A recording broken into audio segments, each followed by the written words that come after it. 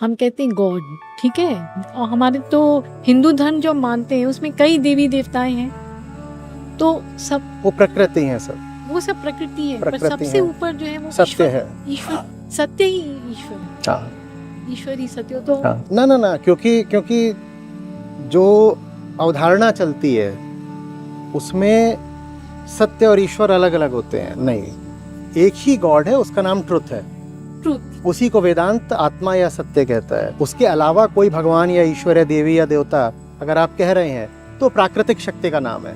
हाँ जी, वो प्राकृतिक शक्तियाँ हैं। तो प्राकृतिक शक्तियां तो फिर वो आप जानते ही हो क्या है ना, बिजली बहुत कड़क है। रही है, नदी बह रही है। हाँ जी, तो हमने जैसे माँ दुर्गा को आपने एंथ्रोपोमोर्फाइज कर दिया उसको, अच्छा, माने वो उनके मानवीकरण कर दिया है आपने उनका। मानवीकरण है उनका, वही।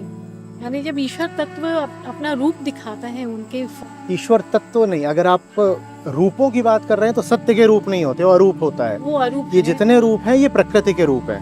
हाँ जी, सत्य का कोई तो जैसे हम जब दुर्गा सप्तशती पढ़ते हैं तो उसमें आता है ना कि देवी से 100 देवियां पैदा हो गई अचानक, जी। आता है ना। जी। हाँ, तो वही है, वो जितने रूप हैं वो माँ के रूप है, वो माँ के प्रकृति के रूप है। प्रकृति के रूप है। हाँ।